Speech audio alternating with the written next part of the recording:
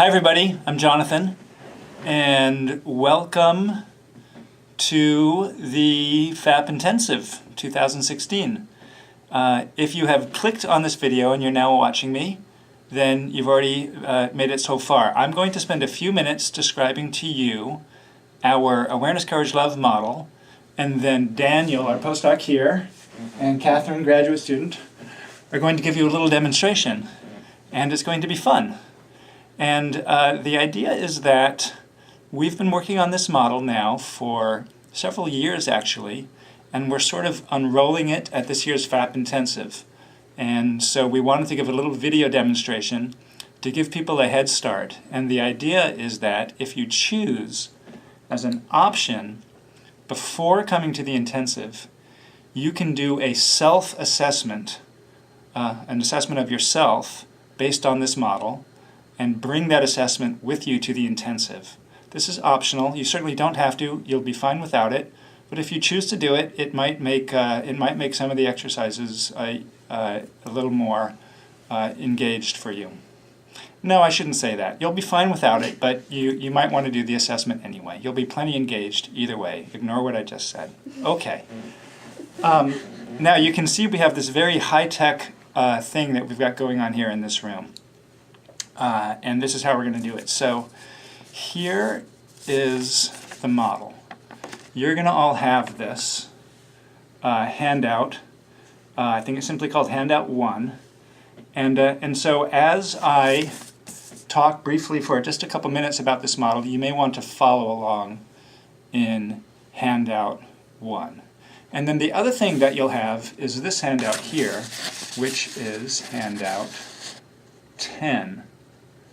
And Handout 10 is a list of CRB1s and CRB2s according to the model. Now, if you're brand new to FAP, you don't know what I just said, and that's okay. This model, this practice, this assessment should work equally well for people who are advanced with FAP and know all the terminology and have had a lot of training, as well as for brand new people new to FAP. You should do just fine either way. Okay.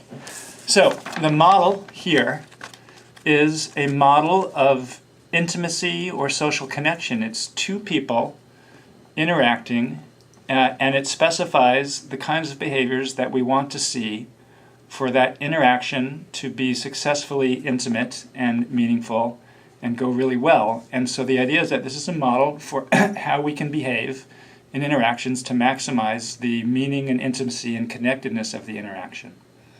And we want to use this model as the basis of understanding ourselves and our clients, and it will be the basis for how we choose to focus our own growth during the intensive. Okay, so the model starts up at the top with awareness. And awareness is kind of obvious.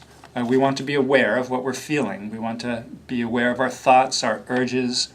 We want to be aware of what we need. We want to be aware of our values, why we're having this interaction, why we're doing this, what's important to us about it. We want to be aware of our history. We want to be aware of as much as possible in ourselves, because with awareness we have more choice. This is sort of basic to psychotherapy, increasing self-awareness, and it's important to intimacy in these interactions. And so self-awareness is the first category of the model. Now right next to self-awareness is awareness of the other person.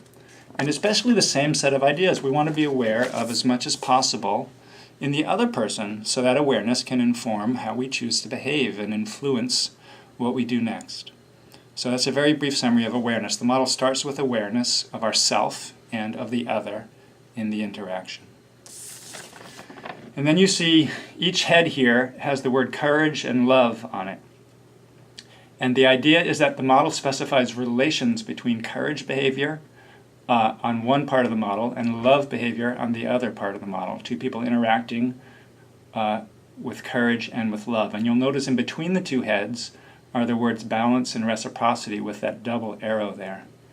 The idea here is that even though the model sort of breaks this down into components, we have this behavior, this behavior, this behavior, these are courage, and this behavior, this behavior, this behavior, these are love. We have it all broken down into components because it's easier to train and teach that way. The truth is, what we see in real life is it's all mixed together, it's balanced, it's reciprocal, it sort of blends together, and that's good. That messiness is good for real, live, intimate interactions.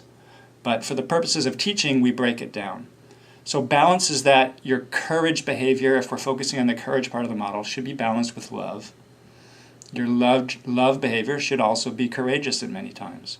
And then reciprocity is if one person is always on the courage end of the model and one person is always on the love end of the model, that's not reciprocal. We want both people to be engaging in courage and vulnerability and both people to be engaging in love over time for things to work well. Okay, so with that said, the model specifies 3 primary relations between courage and love.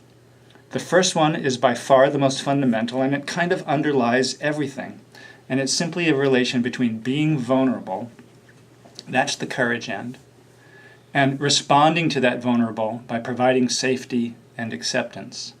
That's the love end. Intimacy requires vulnerability.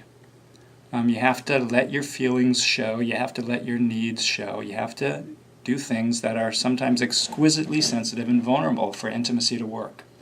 And so just highlighting this very basic process of intimacy, of just being vulnerable in the presence of another person, and having that other person not punish you, but provide safety and acceptance, that's the first relation. The second relation is between self-disclosing and providing understanding and empathy in response. So the first relation, being vulnerable, that's kind of non-verbal. It's just about letting your vulnerability show. Self-disclosing is about talking about yourself, talking about who you are, what you're feeling, just spontaneously sharing bits and pieces of yourself, whatever you may be thinking about. This also could just be chit-chat at a party, sharing stories, sharing memories, whatever comes to mind, just being a verbal part of the interaction. Now, with self-disclosing here, you're not actually necessarily asking for anything specific. That asking is the third relation. Self-disclosing is really just sort of talking about yourself. And what we want in response is understanding and empathy. The third relation is asking, and now this is where you're asking for something more specific. Asking for closeness. I would like to be closer with you. I would like to go get a cup of coffee. I would like to kiss you, whatever it may be.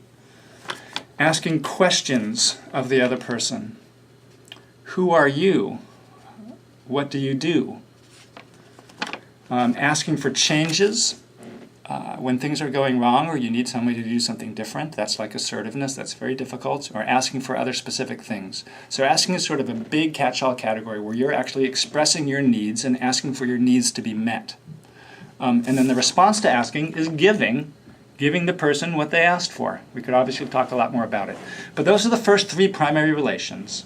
Being vulnerable, providing safety and acceptance, self-disclosing, providing understanding and empathy, and then asking and giving. Now, if you're on the love end of the equation, if you're providing these loving responses to the person's courage, your love also gets a response. The courageous person now responds to your love. That's actually the 4th relation down here at the bottom that we've simply labeled connecting. And this is kind of the goal of the model. I've given you love, and you express that you feel closer and more connected to me. Now, if you think about it, expressing that you feel closer and more connected to somebody actually requires courage. It requires vulnerably accepting the love that the person has offered you and self-disclosing that you feel closer and more connected, which also could be a vulnerable thing to do. And so the model now, with connecting, it loops back up into courage, and we can continue on in the model. And it doesn't end. It's interactive, it's transactive. Okay, self-care down here at the bottom. It's not part of one of the relations, but it's fundamental. Taking care of yourself when you're not in the interaction, self-love, self-compassion, all that is super important to having intimacy go well. And so it's down here as sort of the foundation that everyone's standing on. Okay, so that's the model. So the idea is that if you have time before the intensive, you can do a self-assessment what are your strengths and weaknesses with respect to these awareness, courage, love categories that I just reviewed? If you don't do it, it's going to be fine, but you can do it. And so now Catherine and Daniel are going to do a little demonstration of it that hopefully will help you. Is there anything I left out? Is that good? Okay.